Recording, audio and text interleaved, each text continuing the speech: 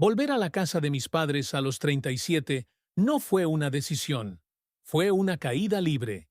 Mi matrimonio se había apagado como una vela sin oxígeno, dejándome solo con papeles firmados y un silencio que pesaba más que cualquier discusión. Pensé que regresar a Sevilla sería un refugio, pero desde el primer día entendí que era un campo de batalla. La casa en la que crecí ya no me pertenecía. Mis padres seguían siendo los mismos, rígidos, atentos a las apariencias, incapaces de entender que uno puede fracasar sin ser un fracasado. Y como si el destino quisiera ponerme a prueba, descubrí que no estaba solo allí. Alejandro, un primo lejano, también vivía bajo ese techo. Lo recordaba apenas de la infancia. Un niño callado que apenas cruzaba palabras en las reuniones familiares. Ahora era un hombre de 34 años, con un carácter directo y una energía que llenaba los silencios incómodos de la casa. Trabajaba en un taller cercano y parecía tener con mis padres una relación más cercana que la mía. Eso me dolía. Las primeras semanas fueron una sucesión de roces invisibles. Yo desayunaba en silencio. Él llegaba con historias del taller, arrancando sonrisas de mis padres. Yo evitaba hablar. Él ocupaba con naturalidad los espacios, como si hubiera heredado un lugar que me correspondía. Esa sensación de ser un invitado en mi propio hogar se volvió insoportable. Pero lo que más me inquietaba no era la rivalidad, sino algo más oscuro, algo que no podía nombrar en voz alta. Eran sus miradas, a veces demasiado largas, demasiado intensas. Una noche, al cruzarnos en la cocina, sentí que el aire se cortaba. Él se inclinó para tomar un vaso y su brazo rozó el mío. No fue un accidente, lo sabía. Y en lugar de apartarme, me quedé inmóvil, con un vértigo que no sentía desde hacía años. Esa noche no dormí. Me repetía que estaba confundido, que era el cansancio, que necesitaba concentrarme en rehacer mi vida. Pero al día siguiente, en el garaje, cuando lo vi con las manos manchadas de grasa y esa sonrisa leve al verme entrar, supe que lo estaba negando. No era un error, era un deseo que llevaba demasiado tiempo escondido. La tensión creció como una cuerda estirada. En cada comida familiar había un silencio invisible entre nosotros. Mis padres lo notaban, pero lo confundían con simple rivalidad. Nadie imaginaba la verdad que me carcomía. Quería a alguien que nunca había considerado posible. El primer quiebre llegó un viernes. Llovía, y la electricidad de la tormenta parecía filtrarse en la casa. Alejandro y yo nos quedamos solos después de la cena. La conversación empezó banal, pero de pronto él me miró fijo y dijo: «De niño pensaba que eras distinto. Ahora veo que lo eres, pero no como imaginaba». Sentí que me faltaba el aire. No contesté. Él dio un paso más cerca, tan cerca que podía oír el ritmo de su respiración. No hubo beso esa noche, pero la línea estaba cruzada. Desde entonces, todo cambió. Yo evitaba estar a solas con él, pero el destino parecía empeñado en encerrarnos juntos. En el patio, en la cocina, en el pasillo oscuro de madrugada. Cada encuentro era un desafío silencioso, una pregunta que ninguno se atrevía a responder. Hasta que ocurrió lo inevitable. Una tarde, mientras mis padres estaban fuera, discutimos. Yo lo acusé de jugar conmigo, de buscar mis grietas. Él me respondió con rabia contenida. ¿De verdad crees que esto es un juego? ¿O tienes miedo de aceptar lo que eres?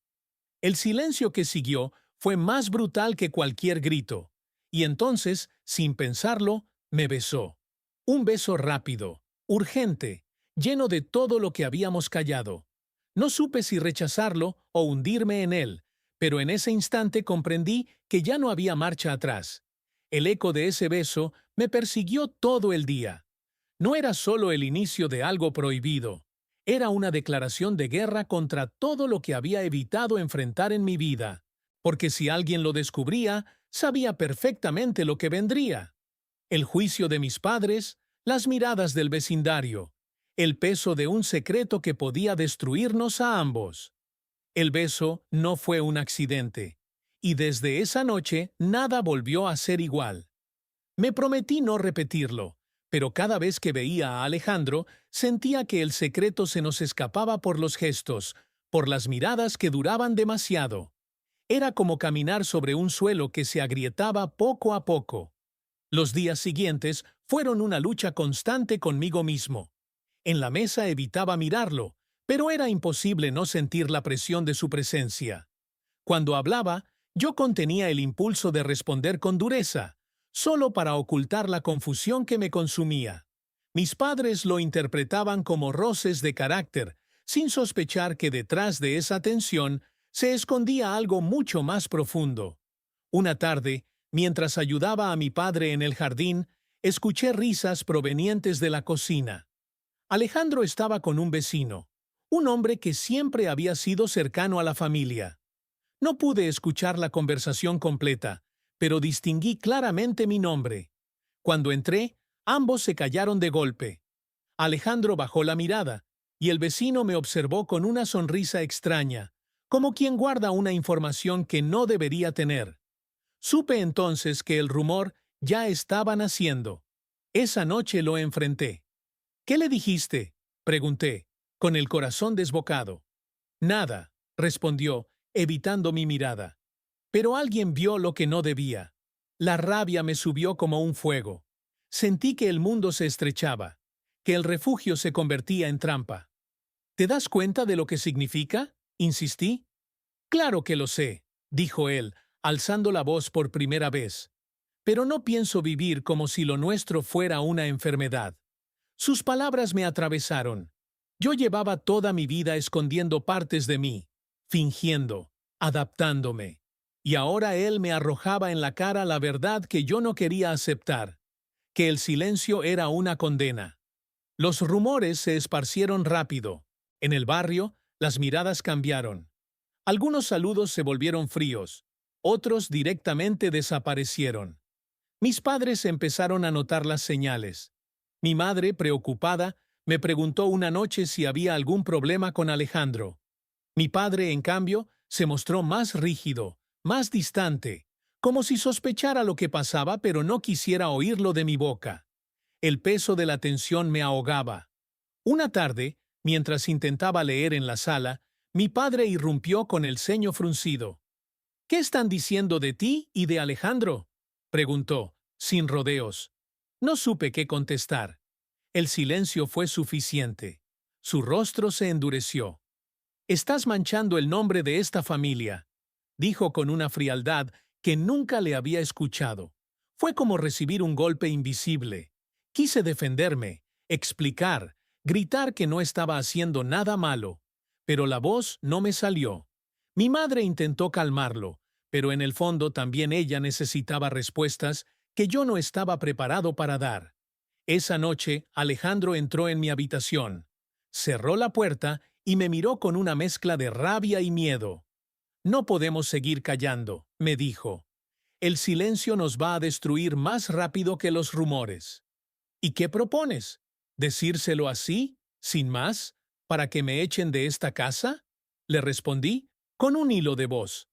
Proponlo tú entonces. ¿Quieres seguir viviendo a medias, escondiéndote hasta que revientes? No pude responder. En el fondo sabía que tenía razón, pero admitirlo era aceptar que ya no había regreso. Los días siguientes se convirtieron en un infierno. Cada palabra en la mesa era un cuchillo disfrazado de pregunta. Cada visita de vecinos era una amenaza velada. Alejandro, en cambio, parecía desafiar al mundo con su actitud, como si ya hubiera tomado la decisión de no esconderse más. Eso me hacía admirarlo y odiarlo al mismo tiempo. El punto de quiebre llegó un domingo, durante la comida familiar.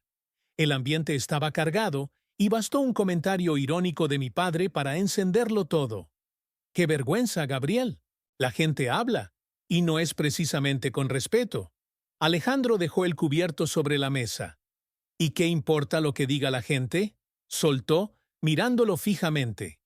El silencio se volvió insoportable. Yo intenté interrumpir, pero mi padre golpeó la mesa con la mano. «En mi casa se respeta». Las palabras retumbaron en mis oídos. Fue entonces cuando lo entendí. El secreto ya no servía de nada. El juicio estaba instalado, y callar solo empeoraba la herida. Miré a Alejandro, luego a mis padres, y aunque la voz me temblaba, hablé. Lo que dicen es cierto. Estoy con él. La confesión cayó como un rayo. Mi madre palideció. Mi padre se levantó de la mesa con furia. Alejandro me sostuvo la mirada, como si me dijera en silencio que, pasara lo que pasara, ya no había vuelta atrás. En ese instante supe que había perdido algo irrecuperable, pero también que había ganado algo que nunca antes había tenido: la verdad. Y con ella, la primera chispa de libertad. La confesión en la mesa fue un terremoto. Desde ese día, mi padre apenas me dirigió la palabra. Su silencio no era indiferencia, era un castigo. Cada vez que me cruzaba con él en el pasillo, sentía la condena en su mirada. Mi madre intentaba mantener una apariencia de normalidad, pero su nerviosismo la delataba. El barrio tampoco tardó en reaccionar. Los rumores, que antes eran susurros, se convirtieron en certezas compartidas sin pudor. En la tienda de la esquina dejaron de saludarme con la misma cordialidad. Los vecinos que antes charlaban en la puerta, ahora bajaban la voz cuando yo pasaba. Todo se transformó en un escenario hostil. Alejandro, en cambio, parecía resistir mejor. No ocultaba lo que sentía, ni siquiera en público. Una tarde, al salir del taller, lo vi hablando con un grupo de conocidos. Uno de ellos hizo un comentario en tono de burla. Alejandro no se calló. Lo enfrentó con calma, pero con firmeza. Yo lo observaba desde lejos, dividido entre la admiración y el miedo. Sabía que esa valentía nos ponía más en el centro de la tormenta. Una noche, al regresar a casa, mi padre me esperaba en la sala. «Mientras vivas bajo este techo, aquí mando yo», dijo con voz dura. «Y no voy a permitir que sigas trayendo vergüenza». El corazón me golpeaba en el pecho. Quise responder, pero él no me dejó. «Si quieres vivir esa vida, hazlo lejos de aquí». Las palabras se clavaron como cuchillos. Alejandro, que había escuchado desde la escalera, bajó decidido. «No tiene por qué irse, don Manuel», dijo, con un respeto tenso. «El que no soporta la verdad es usted». Mi padre lo miró con un odio contenido. «Tú cállate. No eres más que un invitado que se aprovechó de mi hospitalidad». La discusión subió de tono. Yo intentaba mediar, pero era inútil. Al final, mi padre se encerró en su cuarto, y el silencio que quedó fue peor que cualquier grito. Los días siguientes fueron un suplicio. Mi madre me suplicaba que no provocara más enfrentamientos. Alejandro insistía en que debíamos mantenernos firmes. Yo estaba atrapado entre dos mundos: el miedo a perder a mi familia y la necesidad de no seguir negándome. El golpe más duro llegó cuando descubrí que mi propia madre había hablado con una vecina sobre mis cambios de conducta. No lo hizo con mala intención, pero sus palabras se convirtieron en leña para el fuego. Me sentí traicionado. Esa noche discutimos. «No quería hacerte daño», me dijo casi llorando. «Solo necesitaba desahogarme». «¿Desahogarte conmigo o con los demás?», respondí con rabia. Alejandro fue mi único refugio, pero incluso con él había tensiones. Una tarde discutimos fuerte. «Te veo dudando todo el tiempo», me dijo, «como si tuvieras un pie aquí y otro en el armario». «¿Y qué esperas?», grité. «¿Que lo pierda todo de golpe?». «No quiero que lo pierdas todo. Quiero que te elijas a ti mismo», respondió, con una serenidad que me desarmó. Esa frase quedó grabada en mí. Elegirme a mí mismo. Era tan simple y al mismo tiempo tan difícil. El conflicto escaló cuando un grupo de jóvenes del barrio comenzó a dejar comentarios ofensivos cerca del taller. Una tarde pintaron insultos en la pared. Alejandro los borró sin pedir ayuda, con una expresión de orgullo herido. Yo quise intervenir, pero él me detuvo. «No vamos a darles el gusto de vernos caer», me dijo. Esa mezcla de dignidad y resistencia me conmovió. Por primera vez sentí que nuestra lucha no era solo por nosotros, sino por algo más grande: el derecho a existir sin pedir permiso. La situación en casa se volvió insostenible. Mi padre ya no me dirigía la palabra. Mi madre vivía en un constante intento de evitar nuevas explosiones, y yo me sentía cada vez más acorralado. Una noche, después de una cena en silencio, mi padre dejó los cubiertos y me miró directamente. Mañana quiero que te vayas. No era una amenaza, era una orden definitiva. El suelo pareció desaparecer bajo mis pies.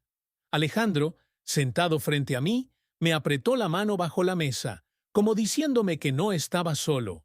En ese instante, entendí que había llegado el momento de decidir.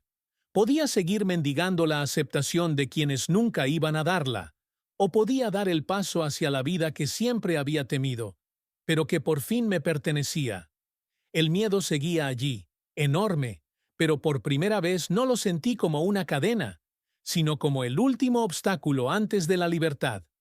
La orden de mi padre no quedó en palabras. A la mañana siguiente, encontré mi maleta preparada junto a la puerta. No hubo gritos ni explicaciones, solo un gesto brutal. Me estaba echando de la casa donde crecí. Mi madre lloraba en silencio, pidiéndome que hablara, que buscara una tregua. Pero yo sabía que no había espacio para negociar. El silencio de mi padre lo dejaba claro. No era un error momentáneo, era una expulsión definitiva. Alejandro se puso a mi lado sin dudar. «Si te vas, yo también me voy», dijo con firmeza. Mi madre intentó detenerlo, suplicando que no destruyéramos la familia. Pero la familia ya estaba rota. No por nuestra verdad, sino por la incapacidad de aceptarla. Salimos con lo poco que cabía en las maletas. El barrio entero parecía observarnos. Algunos vecinos miraban con lástima, otros con desprecio abierto. Nadie dijo nada, pero el silencio colectivo pesaba como una condena. Alquilamos un pequeño piso en las afueras. No era un lugar cómodo ni luminoso, pero significaba algo más importante: libertad. Aún así, la sensación de derrota me perseguía. Había perdido a mi padre, a mi madre, mi hogar, y todo por atreverme a decir quién era. Los problemas no tardaron en llegar. El rumor de nuestra relación se expandió más allá del vecindario. En el taller de Alejandro, algunos clientes dejaron de ir. Un día, un proveedor se negó a saludarlo. La discriminación era sutil, pero constante, como una lluvia que empapaba poco a poco. Yo intentaba buscar trabajo, pero cada entrevista terminaba en silencio cuando descubrían mi situación. No había una explicación directa, solo excusas vagas. Pero yo sabía la verdad. El rumor nos perseguía como una sombra. Una noche, agotado, le dije a Alejandro: «Quizá mi padre tenía razón. Todo esto no vale la pena». Él me miró con una mezcla de rabia y ternura. «¿No entiendes? Esto no se trata solo de nosotros. Cada vez que nos negamos, le damos la razón a quienes quieren vernos de rodillas». Sus palabras me golpearon con fuerza. Yo había pasado años escondiéndome, evitando el conflicto, pero ahora entendía que el verdadero error era seguir callando. La tensión alcanzó un nuevo nivel cuando, una tarde, al regresar al piso, encontramos la puerta marcada con insultos. Vecinos anónimos habían escrito lo que todos murmuraban. Mi primera reacción fue de miedo: cerrar las cortinas, esconderme. Alejandro, en cambio, tomó un trapo y comenzó a borrarlo. «No voy a dejar que me definan con su odio», dijo, con una calma que me avergonzó. Lo ayudé en silencio. Mientras limpiábamos, pensé en lo que habíamos perdido y en lo que aún podíamos ganar. La verdadera prueba llegó semanas después. Mi madre me buscó en secreto. Se presentó en nuestro piso con el rostro cansado. «No soporto verte así», me dijo. «Tu padre no va a cambiar, pero yo tampoco quiero perderte». La escuché con el corazón dividido. Era un gesto de amor, pero también de impotencia. Ella no estaba lista para defenderme abiertamente, solo para aliviar su culpa en privado.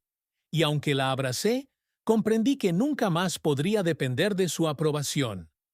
El clímax llegó cuando recibimos la invitación de un primo a una reunión familiar. Alejandro no quería ir, pero yo sentí que debía enfrentar lo inevitable. Nos presentamos y el ambiente fue glacial. Las conversaciones se detuvieron al vernos. Algunos se apartaron. Otros nos miraron con abierto desprecio. Mi padre estaba allí. Cuando me acerqué a saludarlo, me dio la espalda. Fue un gesto simple, pero devastador. En ese instante, supe que lo había perdido para siempre. La rabia me invadió. Por primera vez en mi vida, no quise suplicar ni justificarme. Levanté la voz y dije, con la claridad de quien ya no tiene miedo: si para ustedes ser familia significa negar quién soy, entonces no necesito esta familia. El silencio que siguió fue total.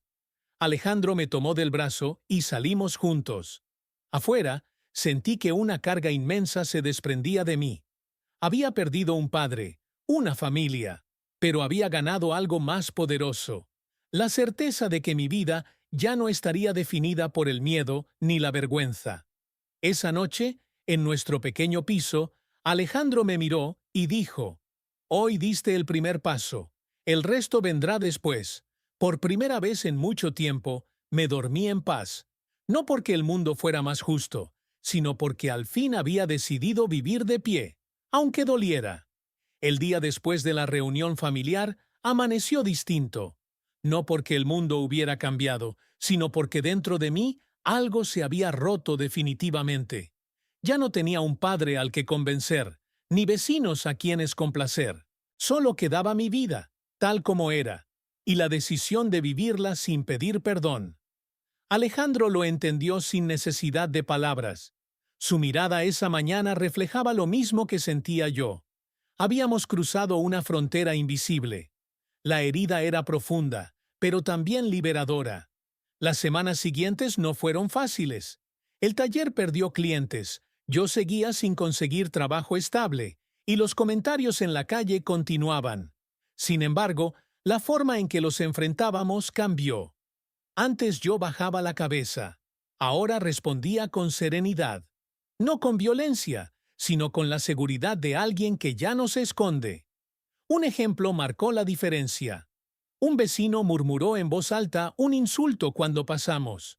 Alejandro lo ignoró, pero yo me detuve. Lo miré directamente y le dije: «Puedes hablar lo que quieras, pero no vas a borrarme de este barrio». El hombre quedó en silencio.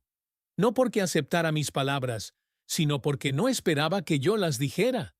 Fue la primera vez que sentí el poder de no callar.